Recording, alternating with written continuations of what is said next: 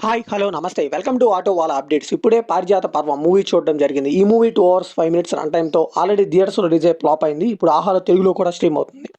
ఇంక ఈ మూవీ చూసాక నా ఎక్స్‌పీరియన్స్ చెప్పాలంటే అనవసరంగా నా టైమ్ అయితే వేస్ట్ చేసుకున్నాను. ఒక 2 అవర్స్ అనిపించింది. ఈ మూవీ అయితే అస్సలంటే అస్సలు బాలేదండి. ఒక బోరింగ్ కిడ్నాప్ డ్రామా అని చెప్పాలి. ఒక్క సునీల్ గారి మీద వచ్చే కొన్ని సీన్స్ బావుంటాయి. అంతే తప్పితే మిగతా మూవీ అంతా కూడా బోరింగ్‌గానే ఉంటుంది. మళ్ళీ ఈ సినిమాకి లాస్ట్‌లో ట్విస్ట్ ఏంటంటే దీనికి సీక్వెల్ కూడా అనౌన్స్ చేశారండి. అసలు ప్రతి మూవీకి ఈ మధ్య సీక్వెల్ అయితే అనౌన్స్ చేసేస్తున్నారు. అది హిట్ అయినా, ఫ్లాప్ అయినా సరే.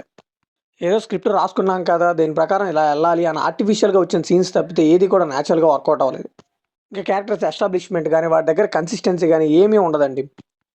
ఏదో ఇంక మేము చూపిస్తున్నాం మీరు నమ్మేయాలి అలానే ఉంటుంది మూవీ అంతా. ఇంక సినిమా మొత్తం చూసాక కిడ్నాప్ డ్రామాని బానే రాసుకున్నారు కానీ ఎగ్జిక్యూషన్ మాత్రం టోటల్‌గా ఫెయిల్ అయిందని చెప్పాలి. దీనికి తోడు చాలా క్యారెక్టర్స్ వస్తూ ఉంటాయి, పోతూ ఉంటాయి. ఈ మూవీని ఫ్యామిలీతో చూడొచ్చా అంటే యెస్ చూడొచ్చు. అడల్ట్ కంటెంట్ ఏం లేదు. ఇంక ఈ మూవీ బేసిక్ స్టోరీ ఏంటంటే హీరో చైతన్య గారు వాళ్ళ ఫ్రెండ్ వైవహర్ష అని పెట్టి హీరోగా సినిమా తీద్దామని ప్రొడ్యూసర్ చుట్టూ తిరుగుతూ ఉంటారు. అయితే సినిమా తీశారా లేదా? దాన్ని తీయడానికి ఈయన ప్లాన్ ఏం వేశారు? ఇదంతా తెలియాలంటే ఈ మూవీ చూడాల్సిందే.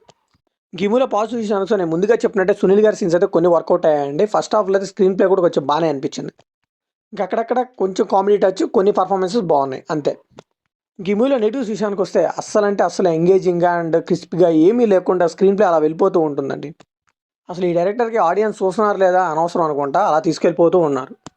ఇంకా కొన్ని సీన్స్ అయితే లాజిక్‌లెస్‌గా అనిపించాయండి. సెకండ్ హాఫ్‌లో హీరోయిన్‌ని చైర్‌కి కట్టేసే సీన్ కానీ చాలా సిల్లీగా అనిపించిందది.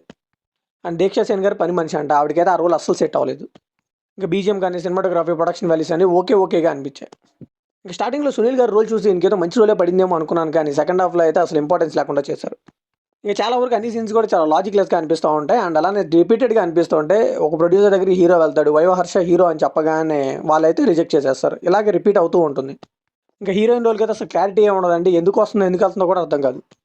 ఫైనల్‌గా ఈ మూవీకి మనం ఇచ్చే వర్డిక్ట్ ఏంటంటే not a worth watching movie అని చెప్పాలి. మధ్య మధ్యలో వచ్చే కామెడీ సీన్స్ కోసం అయితే జస్ట్ యూట్యూబ్‌లో అలా చూసేయొచ్చు. మామూలుగా అయితే ఈ మూవీ కోసం 2 అవర్స్ స్పెండ్ చేయలేం. సో ఇది కంప్లీట్‌లీ నా ఒపీనియన్ మాత్రం. మరి ఈ మూవీ మీకు ఎలా అనిపించిందో కామెంట్‌లో షేర్ చేసుకోండి. లైక్ చేయండి, షేర్ చేయండి. వెళ్ళే ముందు సబ్స్క్రైబ్ చేసుకోండి.